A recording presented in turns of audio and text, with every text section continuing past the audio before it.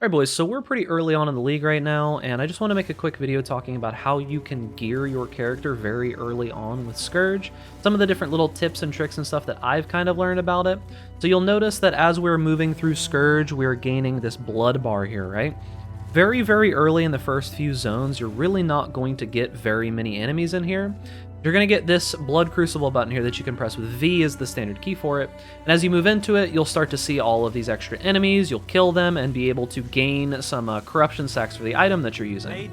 Now, one thing that a lot of people haven't realized yet is you can click that V key again to get out of it. What I have found to be best is that you just hop in every once in a while, check to see if there's monsters around, kill a bunch that are around you, just get everything, cleared around you, and then jump right back out. In general, it seems to be that you are best off going forward with this mechanic.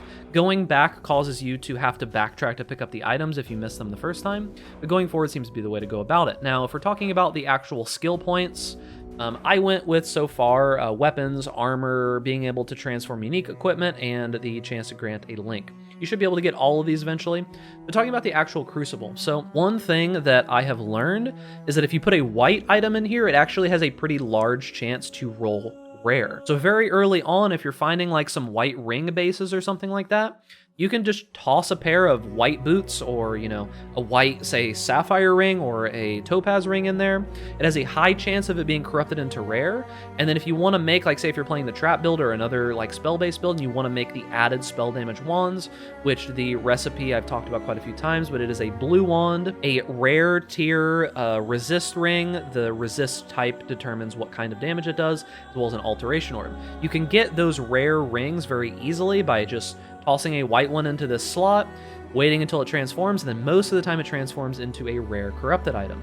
So that is pretty solid for just getting some early gear. You can also do this with pretty much any gear that you have. Now, there are a lot of negative effects that you can get from these. It seems like you can't Scourge things to tier 2 very early on, but as you start to level up through the campaign, you should be able to. So far, my first take on like the first 5 or 6 hours of playing through Scourge League has been massively positive.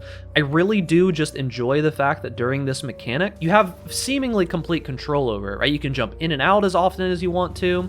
It allows you to craft very specific pieces of gear that you might need on very specific bases. You can take like an item that, say, has, the links that you want, pop it into the Scourge thing, and potentially get a really good item out of it without having to spend, your alchemies and your binding orbs and your essences and stuff like that. You can save them up. You get to the point where you're able to pop into the Scourge, you jump in, it's like, oh, well, there's not a lot of mobs around here. Kill what you see, pop back out, and then keep going. One other thing that's pretty cool about the Scourge mechanic is that as you enter and leave, you stun enemies that are nearby you.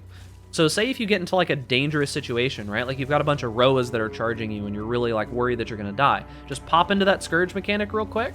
And when you come back out, like say when you exit to go back out of the Scourge mechanic, that AoE that you saw there will stun all of the enemies around you, potentially helping you, save your life. And it only takes a couple of seconds to be able to get back out of the Scourge mechanic after you've gone into it. So far, it really does feel like Scourge League. The mechanic is really nice, although global chat was like disabled for a while and people weren't able to trade, and like there were a decent amount of problems with crashing and such. All of that seems to be fixed, but just the fact that you can hop in and out of the Scourge mechanic consistently, I really, really like the amount of agency that it feels like we have over this mechanic.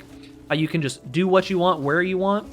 The drops from it so far don't seem great, if I'm going to be honest with you. I haven't really gotten very many drops. The ability to corrupt these items, especially the Scourge tier 1 items, is really, really fast. So you can just get a bunch of corrupted random items that will potentially work out really well for your build. Seems like a really, really fun mechanic. I'm super excited to see how it feels in maps and everything beyond that. All right, boys, so I just wanted to make that quick video because there was a lot of just neat tips and tricks that we figured out on stream. Figured it might be useful to you. We'll have more complete information in the next coming days as we get a little bit more time with it. Remember that I am streaming on Twitch at twitch.tv/BigDuck, so come follow me over there. My stream times are going to be very sporadic and random. I'll probably be streaming at some weird times, but on my normal times as well, and over the weekend, so make sure to come and hang out.